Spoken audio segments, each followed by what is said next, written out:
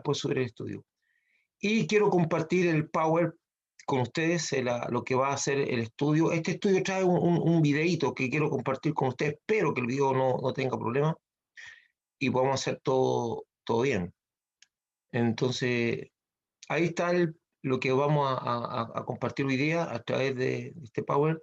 Entonces vamos al estudio número, bueno, como siempre nosotros somos hasta asociados al Ministerio de Teta Central de USA, Ronald, que han habido mucho, a todo esto en esta red de pastores han habido muchas personas que se han contagiado también y constantemente están pidiendo ayuda por los parientes y los pastores. Y ahí estamos apoyando, y sobre todo hay pastores de España y de otros lados que también no la están pasando bien. Entonces, el Evangelio de Marcos no es el capítulo 13, porque esto es el estudio 13. Bueno, vamos a hacer la introducción que hacemos siempre. Su autor es desconocido, aunque una tradición cristiana tardía lo atribuye a Marcos, personaje citado en otros pasajes del Nuevo Testamento. Narra la vida de Jesús de Nazaret desde su bautizo por Juan hasta su resurrección. No toma ni hace, como digo, parte de lo que fue el nacimiento como lo hace Mateo y Lucas. El Evangelio de Marcos es sinóptico. Sinóptico es porque puede ser, tiene relatos paralelos. Es un relato con otros relatos paralelos. En este caso Lucas y con Mateo. Entonces con eso también podemos tener la oportunidad de ir comparando lo que uno obvia, el otro lo pone. Y eso ha sido parte del estudio, ¿verdad? Vamos complementando en los pasajes que son paralelos. Sinóptico es porque hay paralelismo. Ese relato de la vida, el ministerio, los milagros, las palabras de Jesucristo. Es el más breve de los 4 evangelios canónicos. Canónico también le expliqué yo que son los libros aceptados por la iglesia como libros que realmente son parte de los libros de la Biblia. Y también el más antiguo según la opinión mayoritaria de los expertos bíblicos. Entre los estudiosos existe un amplio consenso en datar el Evangelio de Marcos a finales de los años 60 y del siglo I después de Cristo, poco después del año 70, o poco después del año 70. Y partimos entonces. Hoy día vamos a centrarnos en este relato de Marcos, que pareciera re simple, pero aquí vamos a sacar varias enseñanzas, varias cositas importantes. No me entendí más allá porque después viene el sembrador es muy largo y es mucho hueso, ese huesito y mucha carne, y hay que sacar muchas cosas del Evangelio de Marcos, de ese relato. Vamos a centrarnos aquí porque traigo varias cosas que vamos a compartir. Marcos, el Marcos 3, 31 y 35 dice, vienen después sus hermanos y su madre, y quedándose afuera enviaron a llamarle, y la gente que estaba sentada alrededor de él les dijo, tu madre y tus hermanos están afuera y te buscan. Él le respondió diciendo, ¿quién es mi madre y mis hermanos? Y mirando a los que estaban sentados alrededor, él dijo, he aquí mi madre y mis hermanos, porque todo aquel que hace la voluntad de Dios, ese es mi hermano y mi hermana y mi madre. Uno dice, bueno, este relato es re simple, ¿le podemos sacar algo? Sí, a bastante le vamos a sacar. Siempre ha sido un debate fuerte, aunque en sí mismo no tendría mayor importancia, y es el papel que cumple María, la madre terrenal de Jesús, en el propósito de Dios, para con Jesucristo.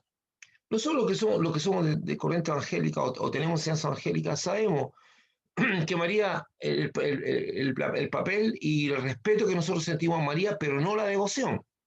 De hecho, durante eso ha sido y es también una preocupación permanente cuando a nosotros nos toca evangelizar personas católicas o darle a conocer la palabra de Dios a personas católicas, porque ya tienen una defensa, porque se les dice que nosotros los evangélicos prácticamente odiamos a María.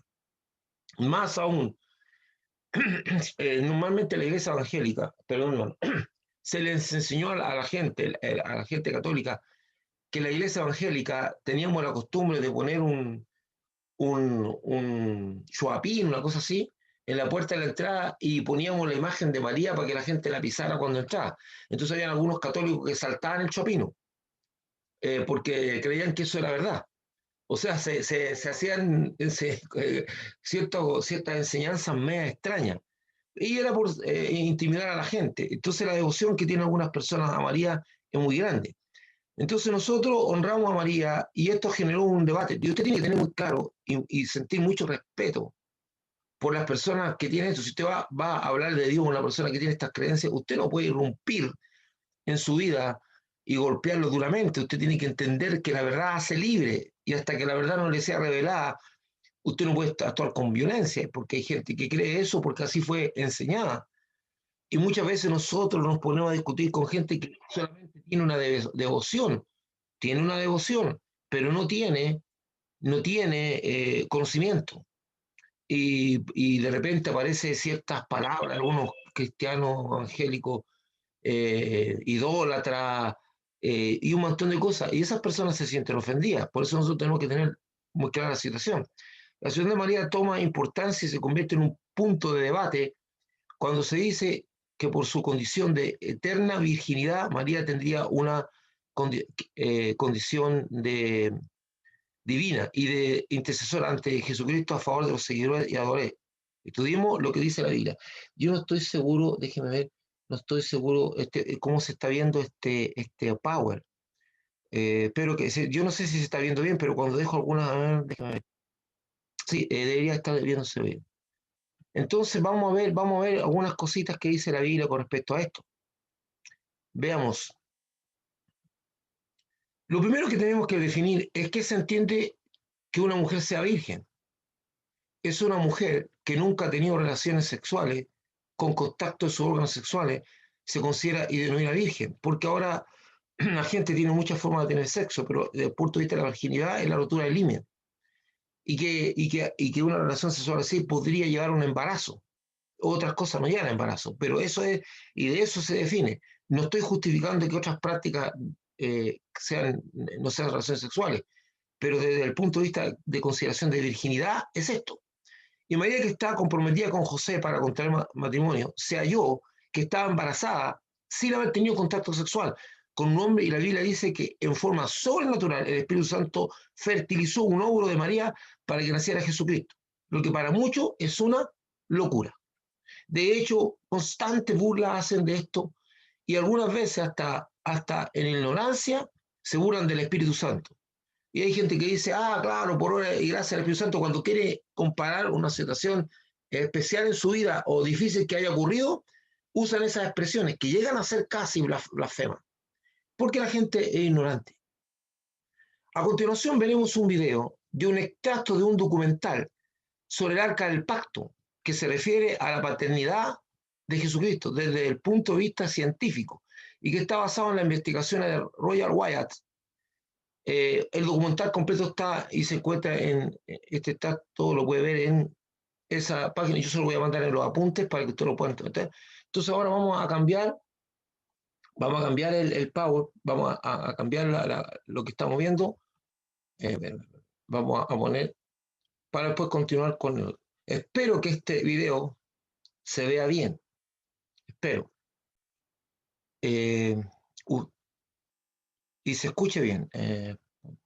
Déjenme ver. Sí. Sí, sí, sí, sí, sí. Entonces dejamos esto. Estamos compartiendo y vamos a compartirlo. Y escucha atentamente, yo voy a tratar de subir los volúmenes para que se escuche lo mejor. Y ahí está, ahí vamos con Como el le video. fuese posible. Ahora Ron se dio cuenta que podía haber algo allí, por lo que agrandó el agujero lo suficientemente grande como para que él entrara. Era el 6 de enero de 1982. Había un espacio de unas 18 pulgadas entre las rocas y el techo. Ron comenzó a alumbrar con su linterna a través de las rocas para ver si había algo debajo.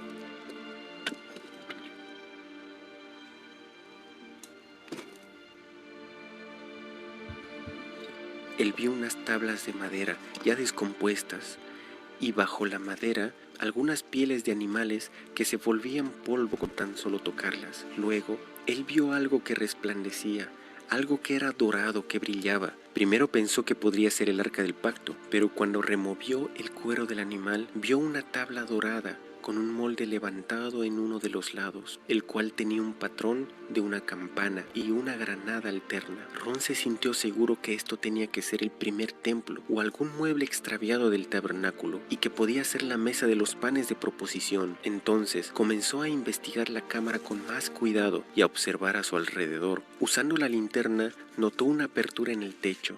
Trepando cerca de las rocas del lado lateral de la cámara, vio una caja de piedra justo debajo de la apertura. Tenía una roca lisa en el tope, la cual estaba quebrada en dos, y una sección más pequeña que se había movido hacia uno de los lados, creando una apertura hacia la caja de piedra. Pero su tapa estaba tan cerca del techo de la cueva que no le era posible ver dentro de la misma. Ron notó una substancia negra en la apertura superior y un poco más de esa substancia negra en el borde de la tapa de la caja. La apertura en el techo estaba directamente encima de la parte quebrada de la tapa, donde la caja estaba abierta, y parte de esta substancia oscura había caído dentro de la caja. Fue en este momento que Ron recuerda que, al darse cuenta de lo que había ocurrido en ese lugar, él colapsó. Cuando él se dio cuenta que la apertura en el techo de la cueva era el fin de la resquebradura que se extendía desde el agujero de la cruz que había hallado en la plataforma elevada encima de él, y que la sustancia oscura era la sangre que había caído a través de la apertura dentro de la caja de piedra, él supo entonces que el arca estaba en la caja de piedra.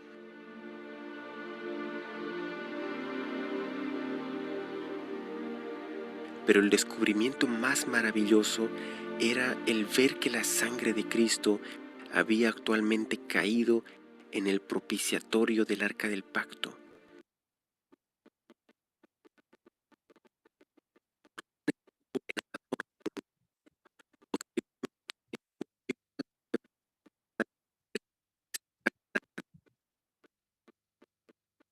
Ron estuvo en asombro por un tiempo.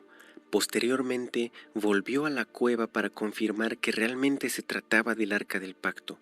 Él informó al gobierno israelí sobre el descubrimiento, pero se le dijo que se mantuviese en silencio. Ron no pudo estar callado por mucho tiempo. Visitó la cámara en varias oportunidades y reportó que varios objetos se encontraban allí además del arca del pacto. El candelero de 7 brazos con sus lámparas del santuario original, el altar de oro de incienso, la mesa de los panes de proposición, un incensario dorado, un efod, una mitra con una granada de marfil sobre una punta, una pesa de ciclos de bronce, lámparas de aceite y un anillo de bronce y una espada muy grande.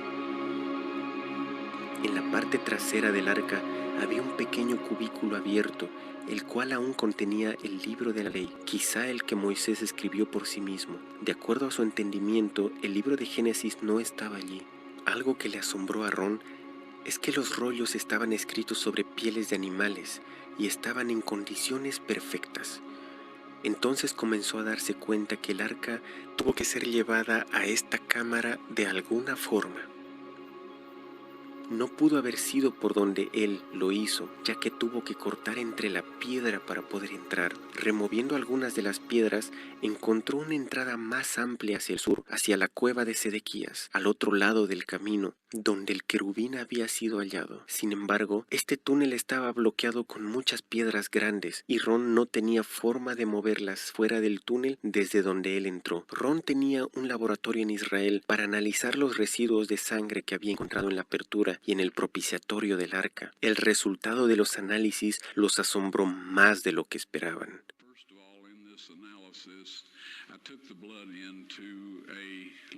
En primer lugar, en este análisis yo tomé la sangre en un laboratorio en Israel. Pregunté a una de las personas con las que trabajo dónde había un buen laboratorio, cuyo trabajo sea confiable. Ellos dijeron, tal y tal. Y yo la llevé allá. Dije, por favor examinen esta sangre y díganme lo que pueden decirme sobre él.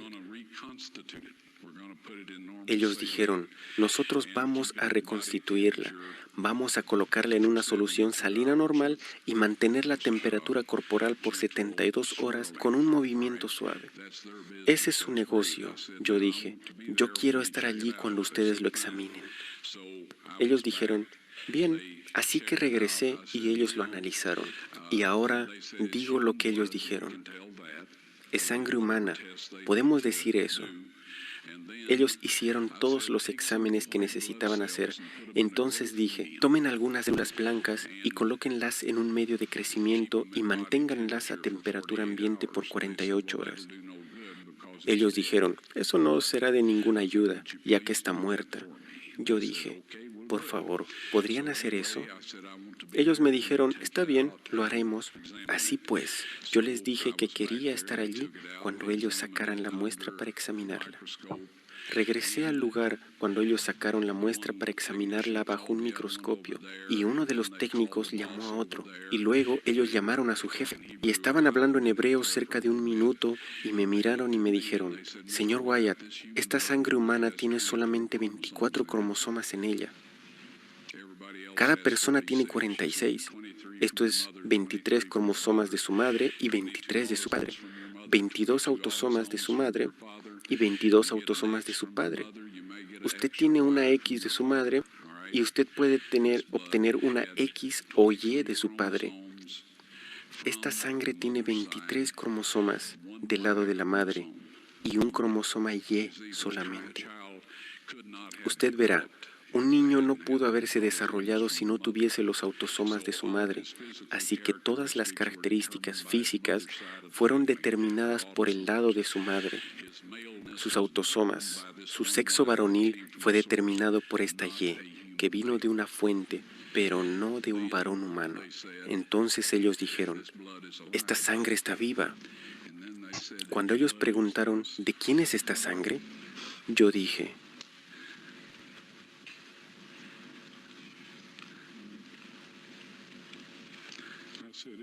es la sangre de vuestro Mesías.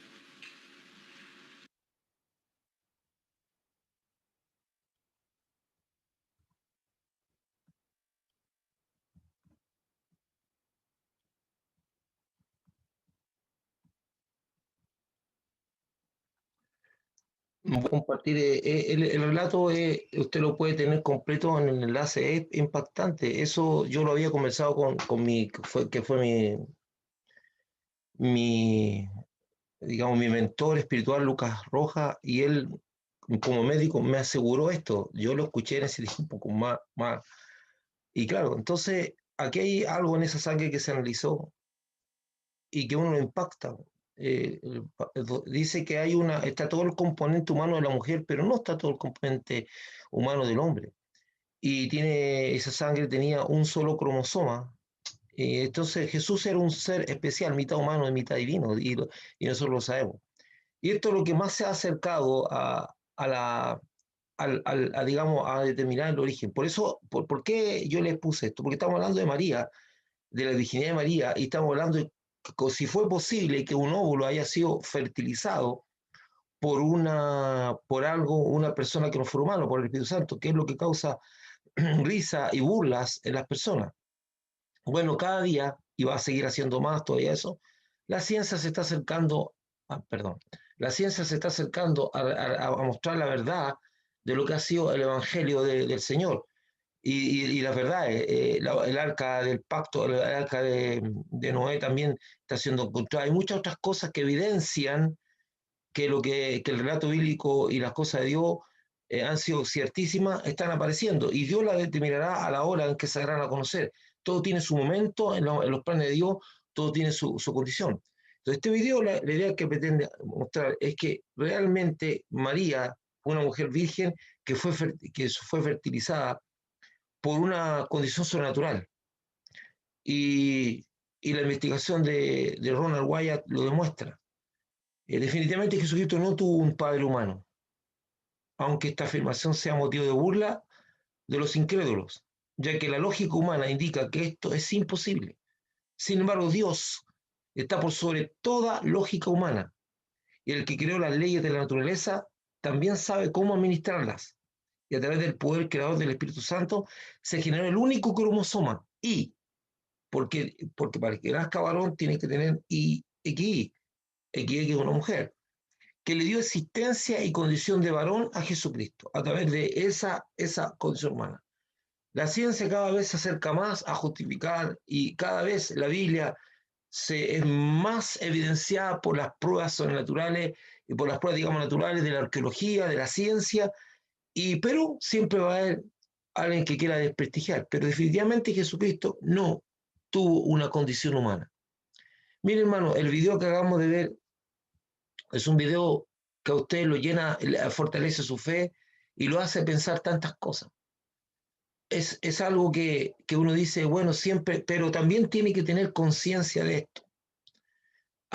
Nosotros estamos en una guerra espiritual y hay personas que no les interesa que las cosas se sepan. De hecho, hay momentos dados que cuando una persona da un testimonio de fe o de arrepentimiento y que de repente siguió una corriente totalmente de incredulidad y después empieza a ser una personaje creyente, hay que desprestigiarlo porque estas fuerzas del mal, personas que son gobernadas por el diablo mismo, van a tratar de evitar que esto se sepa. Pero la verdad de Dios va a llegar y se va a establecer. Hay una cantidad enorme de personas que fueron ateos, activos ateos, y que tanto estudiar y buscando evidencias para desecretar el Evangelio terminan convirtiéndose. Usted puede ver el caso particular de un personaje ciertísimo que escribió el libro, o sea, en la película usted lo puede ver, en la película Dios no está muerto 2, que es un detective que escribió un libro donde él parte siendo un ateo y investigando la muerte de Jesús termina dándose cuenta de que eso lo ha hecho ciertísimo. Y él dice, yo no soy cristiano, y dice ahí, yo no soy cristiano porque tuve un problema, porque salí de la adicción, porque me crearon como cristiano, soy cristiano simplemente porque es verdad todo lo que ocurre. Y también tenemos el caso del hermano que escribió el libro Más que un carpintero y evidencia que determina un veredicto, y él también llega a la conclusión, después de ser un ateo ardiente y ferviente de investigar, que los hechos de la Biblia son ciertos. Pero siempre va a haber gente que va a querer desprestigiar. Y lo otro, estas cosas que estamos viendo y que los gobiernos ocultan o no quieren dar a conocer, Dios las va a dar a conocer cuando Él quiera y no cuando nosotros queramos. De hecho, en el video, si ustedes ven el video completo, el lugar donde cayó la sangre era el Gólgota. Ron pasó muchos años con sus hijos investigando todo. Entonces, donde el Gólgota se ubica por la tradición no corresponde. Él investigando y dio con los lugares donde se ponían las cruces paradas, porque eran orificios donde se instalaba la cruz ya, edificios prehechos. Pero uno de esos orificios justo estaba hecho, y donde fue enterrado, donde se fue crucificado Jesús, estaba sobre el lugar donde los sacerdotes habían escondido el arca para que no se la llevaran a Babilonia.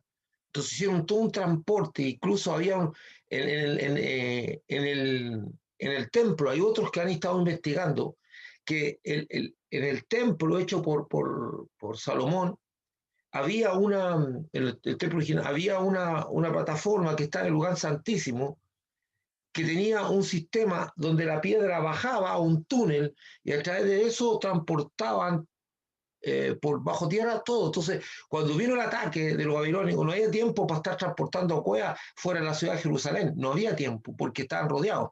Entonces, se evidencia que bajaron eso, los artículos del lugar santísimo y lo más importante del templo, y lo arrastraron hacia los túneles. Por eso cuando viene el relato de Daniel, cuando este rey irrespetuoso toma los artículos que sacaron del templo de Jerusalén, toma los vasos de oro para beber en esos vasos y brindar, y ahí donde usted aparece el dedo y escribe en la muralla.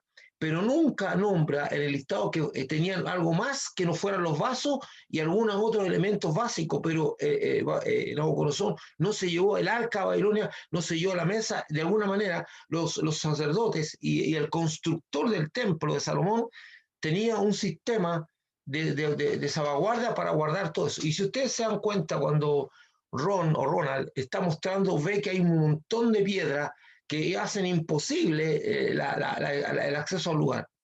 Entonces, van a haber personas que van a desconocer, pero Dios tiene la intención de sacar todo esto y dar a conocer.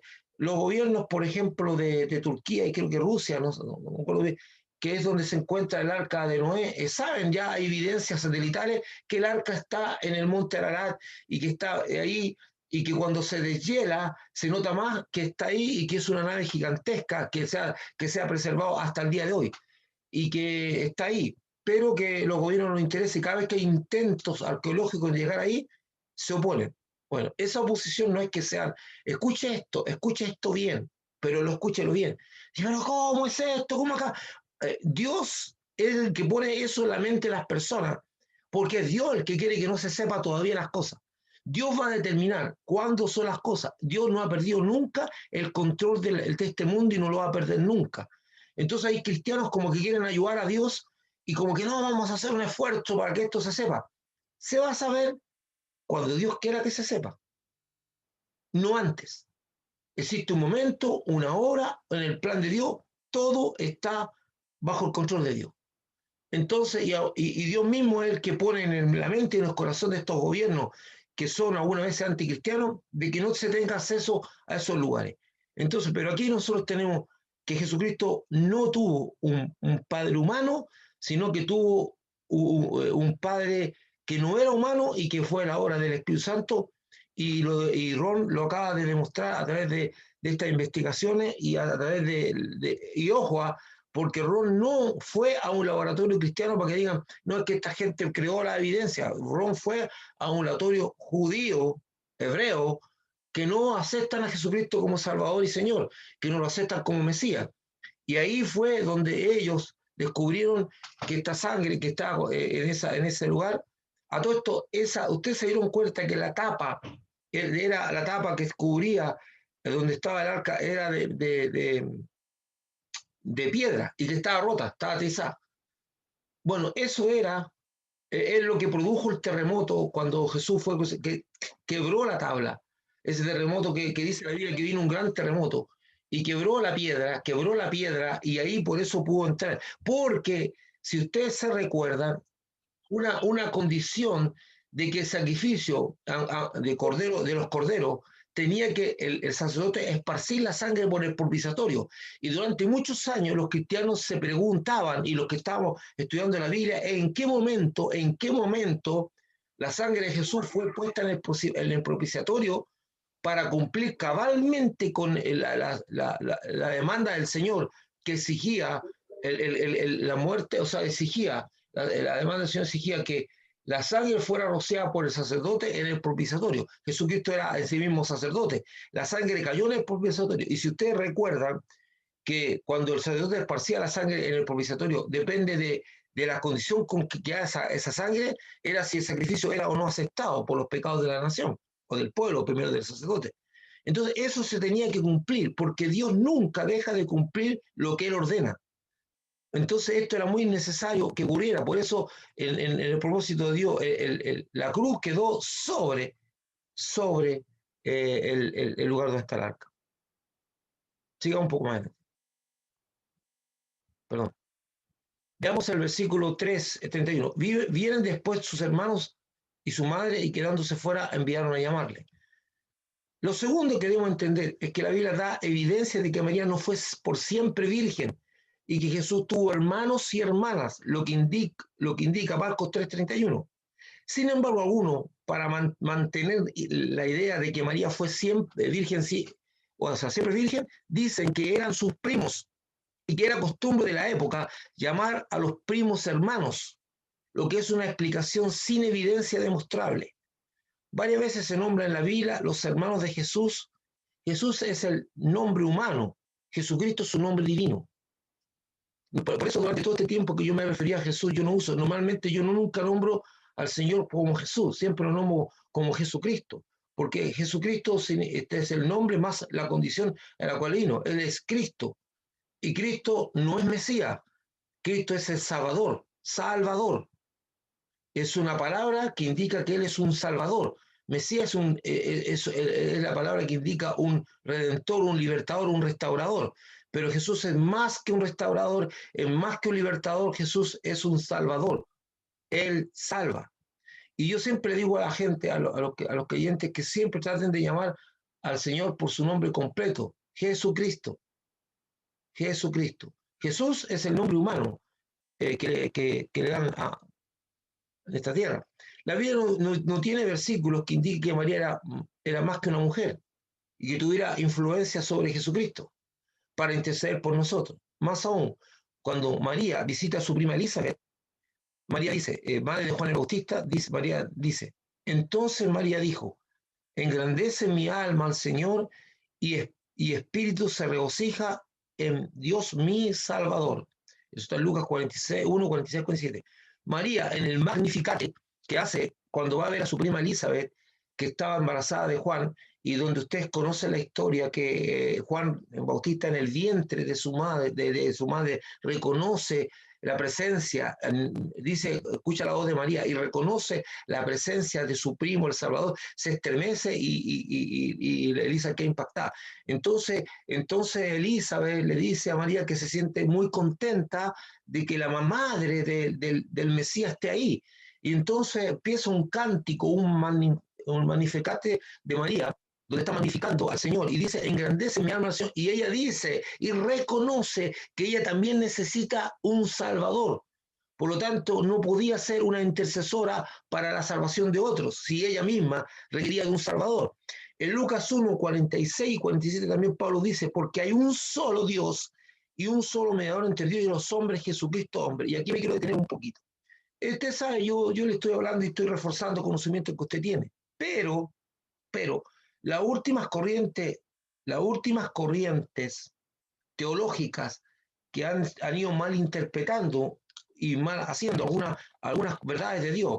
O sea, Dios quiere prosperarnos y la Biblia dice que en Juan dice que: amado, quiero que en todas las cosas seas prosperado así como prospera tu alma. Sí, en la mente Dios quiere que nosotros seamos prosperados, pero no en la visión teológica del movimiento de la prosperidad, que tiene a Jesús como una institución económica, que si tú pones 10, Él te va a multiplicar a 30, 60 y así. Y hay mucha gente que ofrendó por especulación, por ambición, esperando que fuera reeditado, están esperando que les llegue de vuelta la inversión. Porque Dios no es un banco ni es un medio. Cuando uno entrega una ofrenda a Dios, cuando uno da a Dios, la da porque lo hace con propósito y no lo hace buscando una retribución, lo hace con propósito. El único momento que se habla de una retribución, también con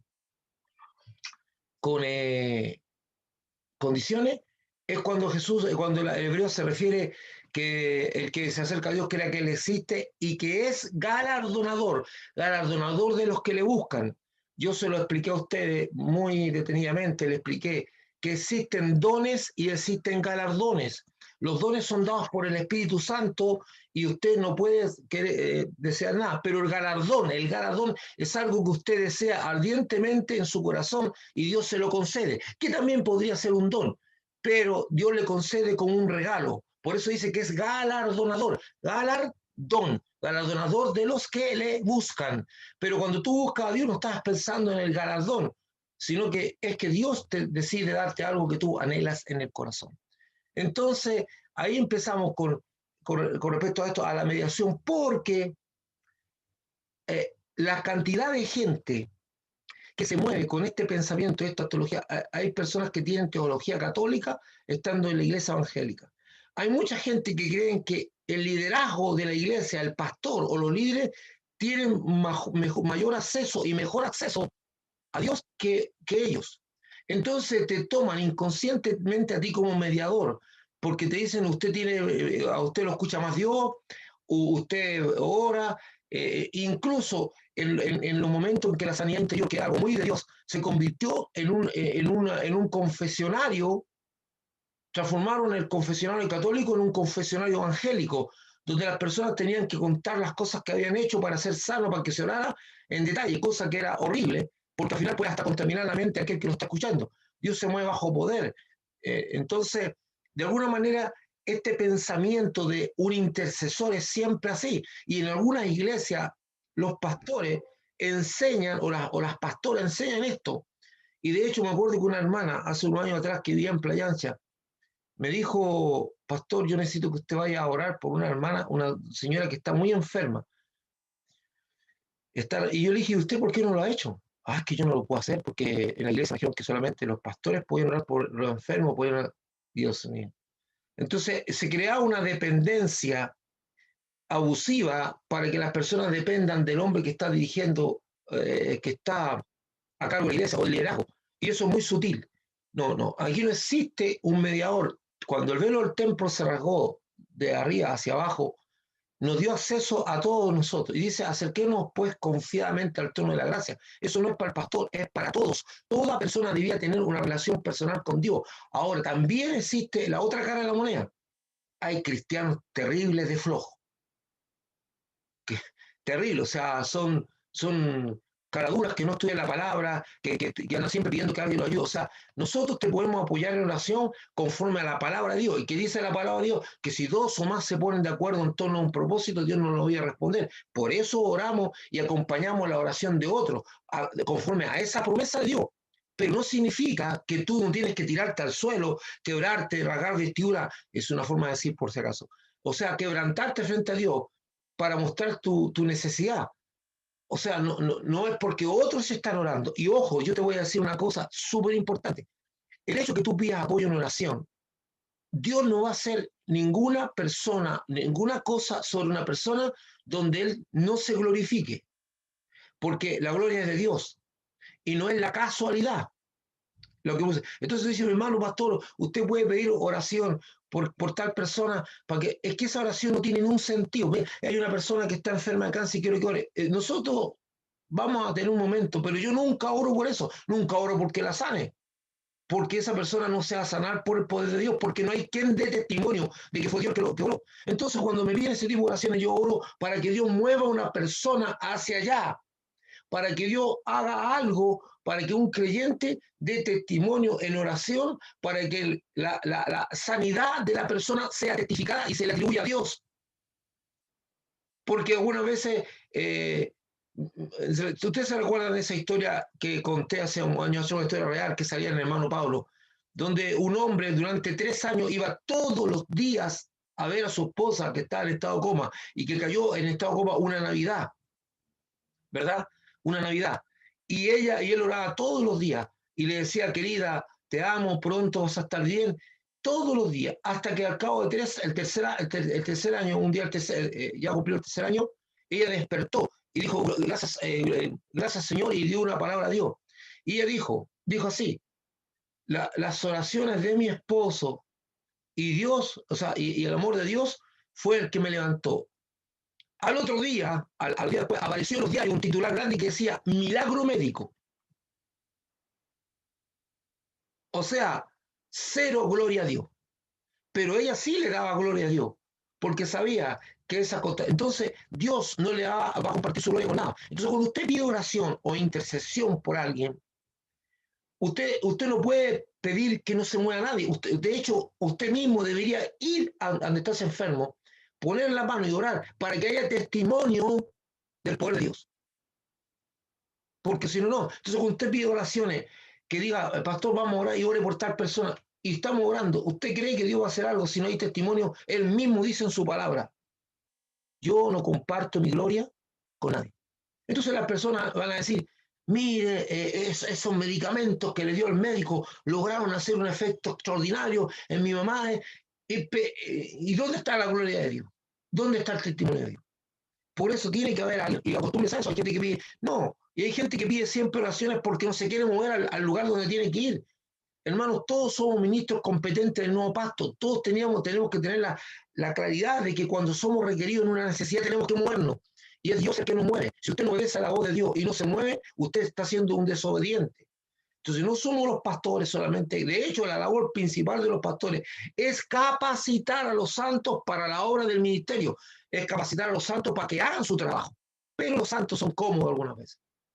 Y no les interesa nada. No, pero yo estoy tratando de dar a entender por qué en la iglesia aún existe un concepto de mediador. O sea, como que los pastores o ciertos líderes como que median en esta relación para con Dios. No es así, hermano. No hay, dice, porque hay un solo Dios y un solo mediador entre Dios y los hombres, Jesucristo hombre. María nunca fue mediadora, nunca fue nada de eso.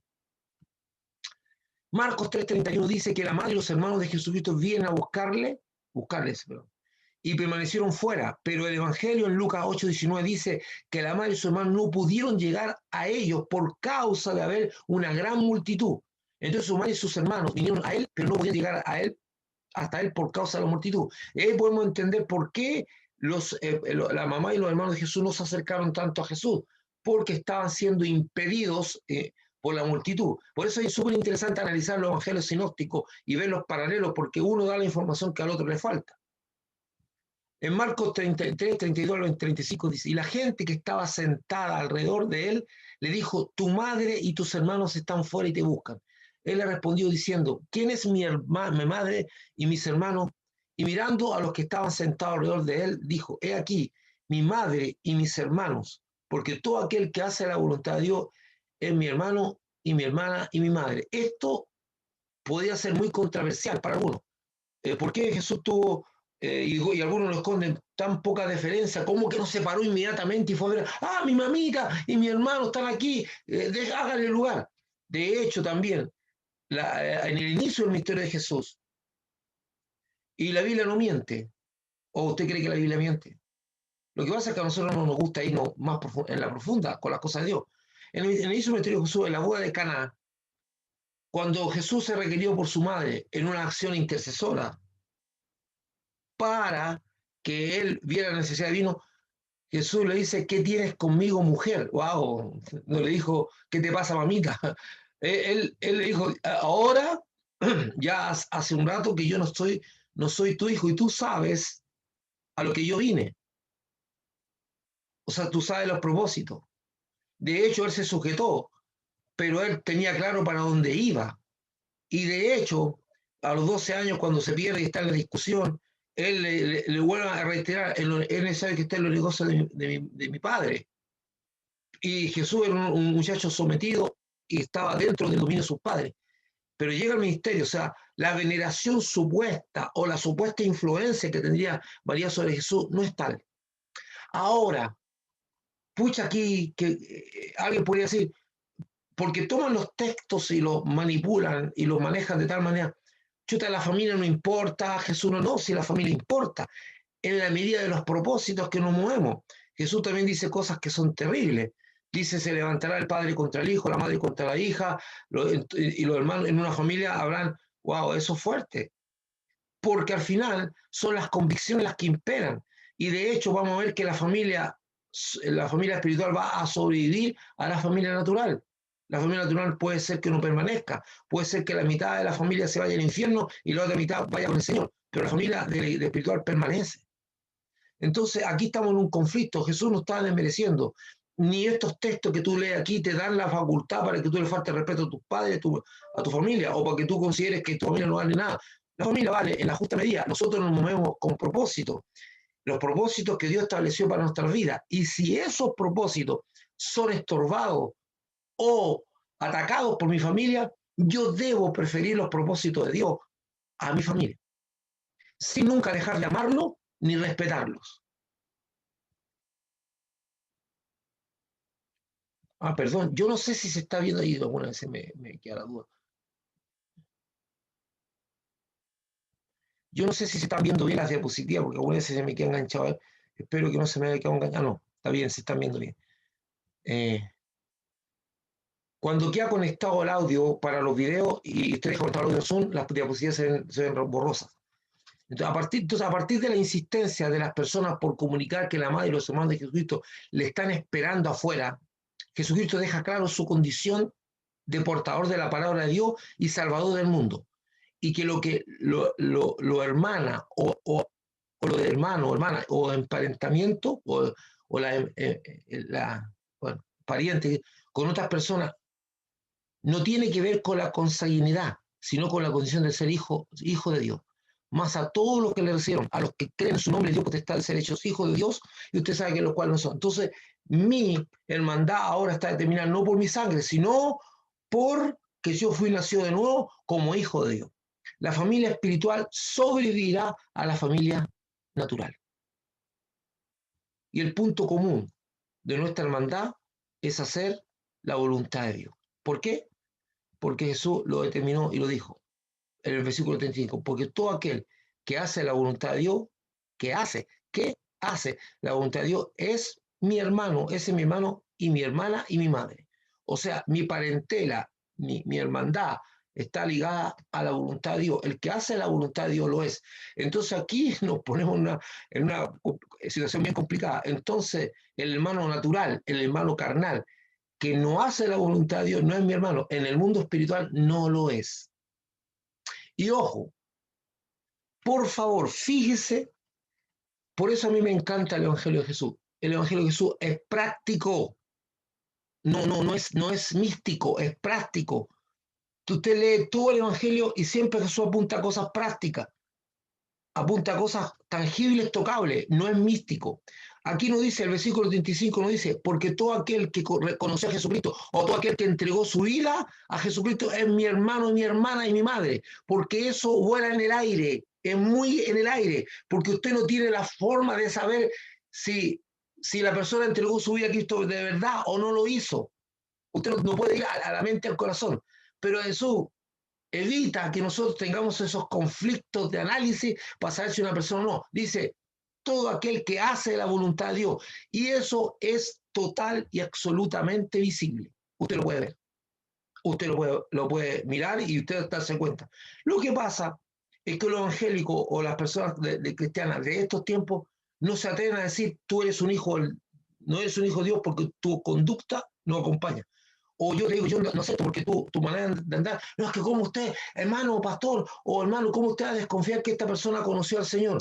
Es que Dios me da la facultad a través de su palabra para decir que yo tengo todo el derecho a analizar la conducta de una persona y decir, porque Jesús dice, por su fruto lo vas a conocer. O sea, y más aún, aquí hay varios pastores, hay 4 pastores por lo menos, y líderes pastorales. La Biblia dice que todo hermano tiene que examinar la conducta de su pastor e imitar su fe. En hebreo está eso. Dice, considerar a vuestros pastores, dice cuál ha sido su conducta e imitar su fe. O sea, los hermanos cuando están echándole, perdón la expresión, el ojo al pastor, y están viendo, bueno, el pastor este parece que no sé, pues, es como el hombrecito de Santiago que está en una relación fornicaria, se queda con los diezmos, y no, y en todo caso, no, es que el ungido de Dios, córtela con eso, hermano, córtela con eso del ungido de Dios. Pesque ese texto y métalo en el contexto que corresponde y en la significancia que corresponde. Todos nosotros tenemos que ser examinados. Y si nuestra conducta no va, entonces no podemos estar justificando lo injustificable. Entonces, porque todo aquel que hace, no que cree en Jesús, quien entregó su vida, ni que levantó la mano, que hace la voluntad de Dios, ese es mi hermano, mi hermana y mi madre. Y la Biblia nos libra de tener que nosotros aplicar discernimiento espiritual o cosas así para saber quiénes son y los que no son. Dice, por su fruto. Dice, un árbol malo no puede dar buenos frutos, y un árbol bueno puede dar malos frutos.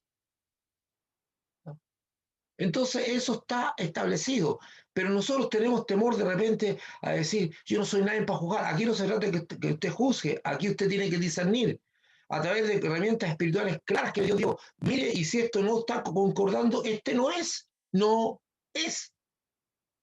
Y yo no tengo por qué considerarlo mi hermano.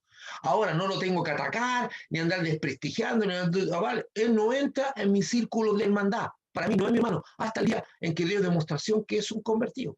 Ahora, esto no se trata, por favor, hermano, esto no se trata de que un hermano cometa un error, caiga en pecado. No, Dios levanta a eso, sino que son conductas permanentes, por eso, mire, el hermano Juan, en su libro, en la primera carta de Juan, dice algo que aparentemente parecía una contradicción.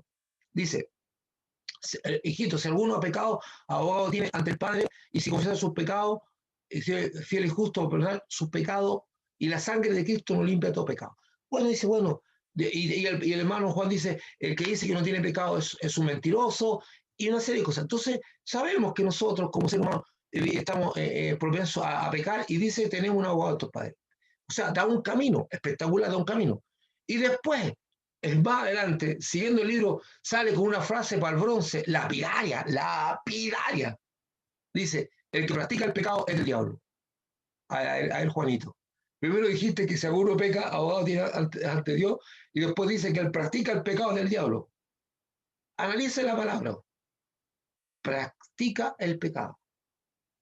¿Qué es lo que hace un deportista cuando se quiere perfeccionar? Practica. ¿Qué es lo que hace un técnico cuando quiere ser mejor? Practica. Y de hecho, nosotros tenemos un dicho que dice que la práctica hace al maestro. Por lo tanto, cuando el hermano está diciendo el que practica el pecado del diablo, está diciendo aquel que busca perfeccionarse en el pecado, aquel que constantemente lo hace buscando ser mejor pecador. Eso es lo que está diciendo. Aquel que se perfecciona y busca nuevas formas de pecar, que no es el caso de un creyente. Por eso dice, el que practica, el que convierte en una perfección el pecado, es del diablo. Entonces, bueno, yo quiero cerrar con esto, porque dice que todo aquel que hace la voluntad de Dios, ese es mi hermano, ese es mi hermana. Y muchas veces no nos atrevemos a decir, este que está aquí no es mi hermano. Y se acabó. No es para que usted lo ande exponiendo, ni para que usted diga cosas feas de él, sino para que usted en su relación, entonces, cuando yo llego a la conclusión de que ese que está ahí no es mi hermano, entonces mi enfoque hacia él cambia, y yo debo de tratar de que algún día él pueda entender el evangelio. Entonces mis esfuerzos son para evangelizarlo, no para tratarlo como parte de mi comunidad, porque no lo es, no lo es. Pero no lo atrevemos a hacerlo, hermano. Y como dije, el punto común de nuestra hermandad es hacer la voluntad de Dios. Y esto es lo que yo quería dejarle ahora. Voy a tener